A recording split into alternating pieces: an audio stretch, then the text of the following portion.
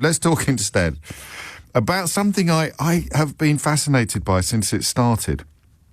We're going to talk about Just Stop Oil, because they were back on the road yesterday in South London, disrupting traffic with a slow march.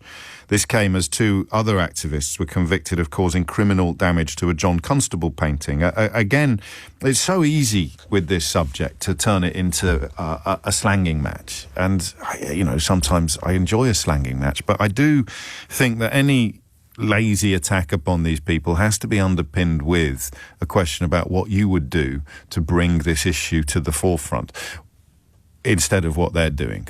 And you would be as effective. So you would have as much success. You would garner as many headlines. You would get as much coverage as they get by throwing soup at paintings or gluing themselves to the motorway. That's the whole point about their mission that I have sympathy with, enormous sympathy with the central message. And then you can have a debate about the tactics. But if you're going to have the debate about the tactics, then either you reject the science, you reject the urgency of their mission, which with respect makes you silly, or a Daily Telegraph columnist, or you've got a better idea. So you will say to them, oh, crikey, yes, well, I'll tell you what you should do instead of throwing soup at paintings. You should start a petition. And obviously at that point everyone goes, oh. Or you should write to your MP. You see what I mean? The tactics are brilliant, whether you like that description or not. It's a factual description. If you see the mission as garnering attention for their cause, not support, because you're perfectly entitled to ring me and say, I used to be the most committed environmentalist in the world, but then a gentleman with a ponytail and a goatee beard threw some soup at a painting, and now I am a fully paid up member of the Global Warming Foundation, and I believe that it's all an enormous scam perpetrated by hippies and communists in order to curtail the activities of good old-fashioned oligarchs. So do you see what I mean? You're probably lying if you tell me that you used to be very sympathetic to the cause, but you are now very much opposed to it because of the tactics employed. In other words, your commitment was so epic and so complete that the behaviour of a few activists has caused you to abandon your support for planetary protection or species protection. So I probably wouldn't believe you if you said that it isn't working in terms of garnering support, but I would I certainly accept your argument. The argument I can't accept is that you've got a better idea of how they could attract attention. So the crucial distinction here is between attention and support. And yes, I think if you were completely neutral and you were stuck in traffic and you were late for school or you were late for a medical appointment or something like that, or you heard someone wanging on the radio about imaginary ambulances, then you probably would be less supportive than you were before, but you weren't very supportive to start with. Because if you understood the urgency of the mission, you would appreciate the effectiveness of the tactics. And I got into a little bit of bother last week with the word, or the week before, when I used the word loophole. And it took me a while to understand why. I don't accept all criticism. Obviously, it'd be very, very foolish to accept all criticism. For example, the people who used to criticise me over my explanations of how Brexit was going to work out for them. Although they're very quiet now, that criticism was obviously unfounded and unjustified. People who criticised me yesterday for saying that Barnes Bridge in southwest London was closed to rail traffic and correcting me by saying actually it's Hammersmith Bridge that's closed. They were wrong to criticise me as well, because Hammersmith Bridge is a road bridge, and while it is closed to traffic, it's got absolutely nothing to do with the railways. I could go on, but it would be very boring, even for me. So I did accept the criticism about loophole, using the word loophole, because it made it sound as if they were up to something dodgy or nefarious. All they did, and the reason why there is some defence of me using the word loophole, is that they managed to find a way to cause maximum disruption with minimum risk of arrest. Whereas previously I had understood many of these activists to welcome arrest, in the sense that it added to the attention drawn towards the issue, drawn towards the protest, and it also afforded a patina of martyrdom. You know, the idea that we are prepared to go to jail for our beliefs. It's been powerful throughout time, most obviously, I suppose, with the suffragettes. So the only reason, and I fully apologise for using the word loophole, but I couldn't think of a better word to describe this apparent shift in tactics that allowed the protest to achieve maximum disruption without involving possible arrest. you know. And Extinction Rebellion are trained, did you know this, to relax all their muscles, like a sort of floppy person. A friend of mine got arrested by Extinction Rebellion, and the copper said, the policeman said, he said, are you going to do that thing? And she goes, yeah, I am actually, I have to. He goes, I've got a bad back. He said, please, can't you just, do I have to really, I've got such a bad, and she said, I'm really sorry, but I'm here to, I'm hoping to help save the planet. And I really sympathise with you for having a bad back, but I am about to go all floppy. And apparently it makes it much harder for the police. I think every toddler discovered this. It's an evolutionary moment, isn't it, in the evolution of the human species, when the toddler first discovered that by going completely floppy while lying on the floor of a supermarket, it makes it much, much harder for mum or dad to pick them up. But if it's a full-grown adult that you're... I wonder why it's never caught on in rugby. I wonder why you never see anyone tooling down the wing in a rugby match, and then just as it looks like they're about to get tackled, they decide to go all floppy to make themselves heavier and harder to manoeuvre. But anyway, that's why they do it. So 2 thoughts.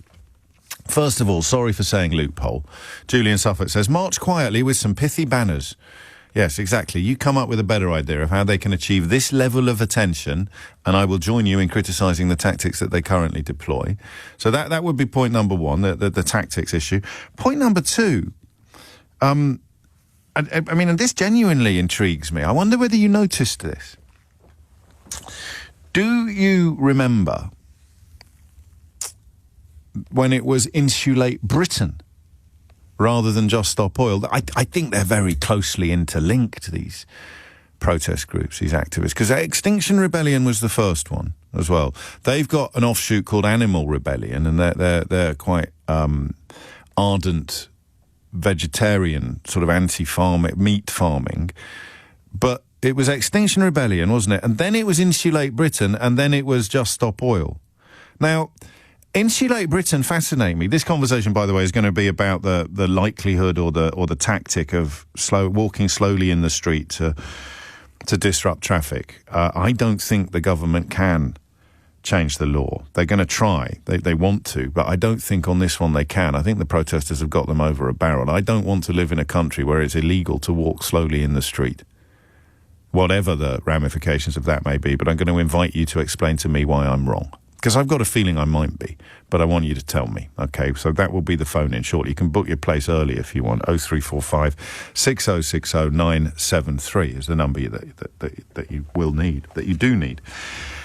Because Insulate Britain was fascinating. Insulate Britain went from being a phrase used to describe a protest group that everybody was being encouraged to despise to being a government policy really quickly. Think about the conversation we had in the last hour. How many people, but why am I saying how many, as if sort of addressing a big crowd? I'm talking to you right now. When we were talking in the last hour about how cold everybody is, did you even think about Insulate Britain? Did you? Did you even think about how many of the people describing the cold in which they are currently existing would be in a much, much, much better situation if their home was brilliantly insulated? It's not as easy to achieve as I may be conveying. You know, some houses are a lot more amenable to insulation than others, but how many people? So Insulate Britain, if in an alternative universe, if the government had responded immediately to Insulate Britain, if they had turned around and said, do you know what, these chaps gluing themselves to the motorway have got a rather good point, old boy. I think we should do everything we can. Let's spend a ton of money insulating as many homes in this country as we can. I think it was government policy at some point. My mate Wayne works in this field. I'm never entirely sure what's happened in the context of the support and the subsidy that you get, but I'm pretty sure it's gone down since the last lot of Tories, or since 2010. I think things were moving in the right direction prior to that, or maybe prior to 2015. I'm not sure, but I digress. The point is this: just think. That's how warped the relationship between politics, media and public is in this country now. Is the people who had an answer to a lot of the problems we talked about in the last hour, the people who genuinely understood the benefits from their point of view, the massive reduction in the amount of fuel that we'd use, but from the point of view of people who were cold this morning, the massive reduction in the amount of fuel you'd use at a time when you can't afford it. If your home was brilliantly insulated, you'd be golden. And there was something, I think, in the budget, wasn't there? There was something in the last big announcement about actually now having a programme of insulating homes up and down Britain, which is weird if you're a right-wing media outlet, isn't it? Because you were supposed to be poo-pooing the people who were calling for it 10 minutes ago, and yet now it's Tory government policy, and you're supposed to be cheering it to the rafters. I mean, it's ridiculous. I think it was even in Boris Johnson's manifesto in 2019, but as we all know, that wasn't even worth the paper it was printed on. So these are merely questions for future episodes of University Challenge. They've got absolutely nothing to do with the lived experience of ordinary British people. So here it is. Right, Just Stop Oil continued their climate protest by disrupting traffic with a slow march in South London yesterday. About 15 of them unfurled banners emblazoned with Just Stop New Oil about 8 o'clock down in the Elephant and Castle. And police said they walked alongside the group so that they could act if offences were committed. So it meant that motorists had to inch along the Old Kent Road. I use these reference points. I appreciate most people, or many people listening, don't have the A to Z of London, or they haven't done the London cabbie's knowledge, but Old Kent Road's on a Monopoly board, so you'll allow me to at least use that one. So the traffic was inching along the Old Kent Road, and imagine if it was a major road near where you are. And the disruption was entirely successful, but the activists couldn't really be touched. No arrests were made. The police said a small group took part in a protest. At some points, the groups walked in the road, which caused disruption to traffic for short periods of time. It is the Met's role to provide a proportionate response to protest. 11:17 is the time. 0345 6060 973 is the number. Now, whether you are a passionate protester, whether you are an innocent bystander, a concerned citizen, a frustrated motorist, or a police officer, I'm going to make a suggestion now that I want you to respond to. I think this is game over. I don't think that the police can or should arrest them. I think they have found the perfect way to protest. Do you agree or disagree? 0345 6060 973. Not a single arrest was made, but footage showed the activists wearing orange high-visibility jackets walking all the way to St Paul's Cathedral with presumably huge tailbacks of traffic behind them where they held a rally. No arrests were made. What do you reckon? Hit the numbers now, you will get through. Is this actually... And actually, let me rephrase that question slightly. Is it completely unfair to expect the police to do more? I'm here to tell you that it is. The way I understand that story and the law, the police can do nothing else, even if they wanted to, and that's why it's a brilliant piece of protesting from the point of view of the Just Stop Oil organisation. There you go. So number one, they've got them. This is it. They've found it. The perfect protest. 0345 6060 973. Number two, the police can't do anything, and we shouldn't expect them to. That is what happens when you live in a rules-based society. They have made the rules work for them, and to castigate, criticise, or condemn the police for this would be just a bit dumb. All right, it might make a nice headline, but in terms of actually reporting and reflecting reality, it would be stupid. I don't see that criticising the police is any use at all. The law is there to protect us all, including protesters, and they found a way to disrupt traffic that doesn't involve breaking the law to an arrestable level. I don't see that the police could or should do anything about this particular type of protest, but I do find it fascinating for a whole heap of reasons, but not least because if we'd insulated Britain when Insulate Britain were protesting, then an awful lot of people would be a hell of a lot warmer right now in this country. And some people quibbling. I tell you what, you want to quibble what Sandy was telling us, you're picking a fight with the wrong lady. Quibbling her comments about the 5% VAT on gas in Spain. It was enacted in October of 2022, as far as I can tell, that decision to cut VAT on gas from 21% to 5%. It will also it would cut value-added tax on gas to 5% from 21% in October 2022 in order to reduce the effect of rising international price on household utility bills. So don't doubt, you can doubt me, but don't doubt Sandy. Anthony's in Brighton. Anthony, what would you like to say?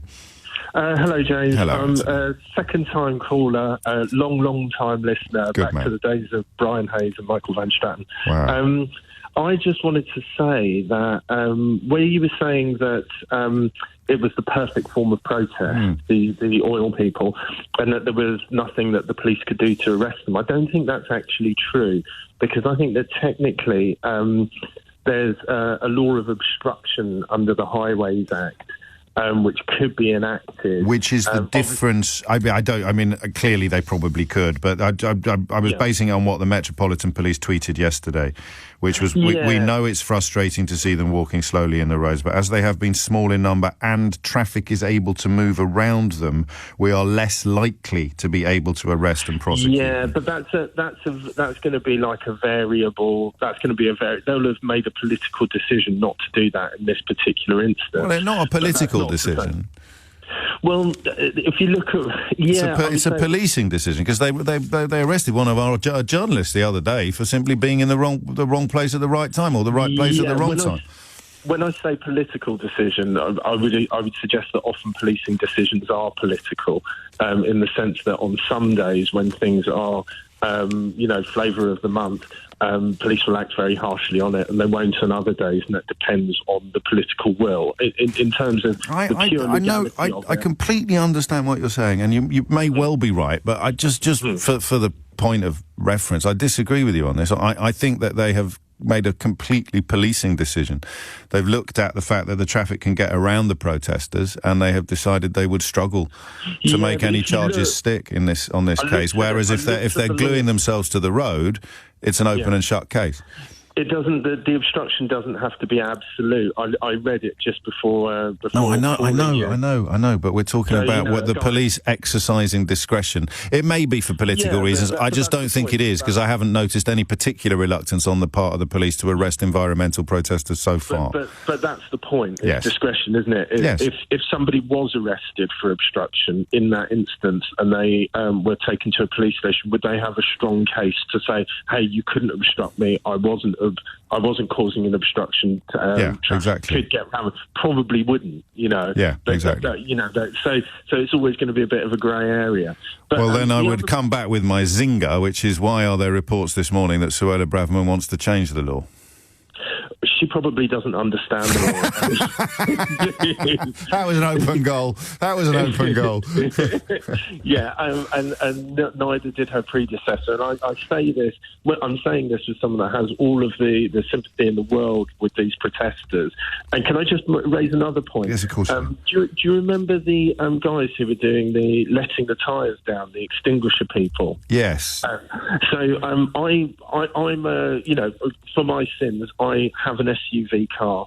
My tyres were let down one evening. And after the initial rage of, oh my God, I can't believe somebody would do that to me. They haven't done a full audit to see, how my life is. Yes. And, whether I cost more than somebody else environmentally. After that initial rage, I was kind of, actually, you've got a point. You're right. I shouldn't have this car. And then I started looking into getting rid of my car and buying another one. But it's like, unless there's a scrappage scheme, I'm just passing this car on to somebody else. I'm not burning. Well, I've got the same issue. We've got the same issue with ours as well. And also, we're in a position to do that. It's going to cost us money unless you're very lucky and your car's worth an awful lot of money and you're going to swap it out for a cheaper one. But someone will be driving the bigger one around. But even if you do, somebody else is going to be driving my car. Are they going to go and let their tyres down? And at the same time as having all the sympathy in the world with these people, and they did make me think, I think sometimes that there are things that they haven't necessarily considered in making that particular protest. And I'm applying that more to the people that let people's tyres down rather than... I didn't like that one. I just imagined it happening to my mum or something. It's unlikely to happen to my mum because she drives a tiny little thing. But, you don't know. As you point out, you could be struggling to get around a bit. You might not necessarily have a disabled badge in the car. It might be one of the ones that you only take out of the glove compartment when you're parking. It just seems... You could drive drive once a month. You could, exactly, or not at all. I mean, it might be up on bricks, exactly. Metaphorically speaking. You couldn't slash the tyres of a car that's up on bricks, Anthony. Even my limited knowledge of matters motoring is enough for me to know it's up on one wheel. Is all right. Yeah, I mean, as you say, the police perhaps in other circumstances could have come down a little bit heavier, and I think I probably misspoke as well. Julie points out that just prior to Charlotte Lynch's arrest, many commentators had been hammering the police day after day for not being oppressive enough with protesters. That may have been one result. I tend not to come across that kind of commentary as much as perhaps other people do, but I don't hesitate to believe it for a moment. Attacking the police is a hobby of a certain type of commentator until it affects them, of course. I'll never forget that wonderful call that we took during lockdown from a female police officer. I just mentioned that because I remember it. I remember her voice, and she just said, everyone loves the police until they're the ones being policed. It's usually people who think that stop and search is a great idea, usually old white men who think that stop and search of young black men is a brilliant idea. And you sort of go, well, why? Because, well, nothing to hide, nothing to fear. It's absolutely fine. I'd be quite happy to be ordered to turn my pockets out 3 times a week, in the full knowledge that I've got nothing on me. It's an absolute balderdash. The biggest load of bills you're ever going to encounter. And then when the lockdown started and the same people, the same old white men who were perfectly happy to be stopped and searched all the time, were simply told they're going to have to keep a fairly close eye on where they can and can't go for a walk. And you'd have thought, I mean, the sound of these squealing babies could be heard from space.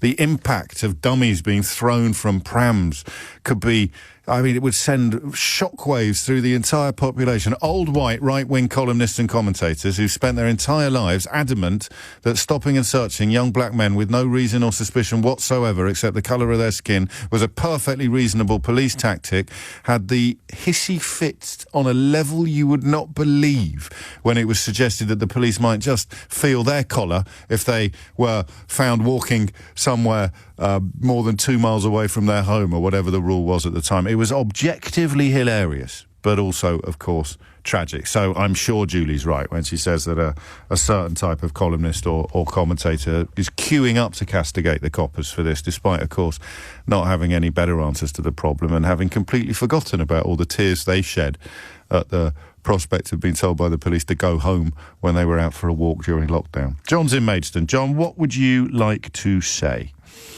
Morning, James. Hello, John. Basically, first-time caller. I've never called you before. I've listened to your programme all the time. Thank you, mate. Yeah, no worries. Obviously, I'm a police officer. Well, you say obviously. I can't see your uniform. No, you can't. I'm not wearing one at the moment. Anyway, so what I'm basically saying is they have done the perfect kind of way of doing it. They're just walking along the street. There's absolutely nothing we can do. We can follow them, absolutely. See if they go into the road, and then we do our stuff. But they're just walking along the street. There is absolutely nothing we can do. We see them walking to the pub. They come out of the pub, and they walk along the street again. We just follow them. That's all we do. We've got specially trained officers for that do that. And I was on Stop the Oil aid a couple of months ago. Oh, yeah. And we was based in, I can't tell you where I was based, of course. but I was travelling and I was in a car, and we can't do nothing about it. We just follow them. We can't do nothing about it. That's all I'm going to say. They've done the perfect... Are you frustrated by that? You don't have to go into too much detail about where your personal sympathies lie, but you don't sound particularly frustrated. No, I'm not frustrated at all. Not frustrated at all. Because it's like an easy day. We're just going to follow it. It's an easy day for us. You don't have to, I don't want to be cut. I don't want to be pulling them off the road when they've gone all floppy. No. It's great. You don't have to, you're just saying, all right, mate, you're just talking to them naturally like normal people. And carry on as you do. The cars behind are going to be getting a little bit frustrated. Of course they are. Yeah. Of course they are. But that's the only reason we're talking about it. If it wasn't affecting anybody, we wouldn't be having you wouldn't be turning up at all, and we wouldn't be talking about it on the radio now.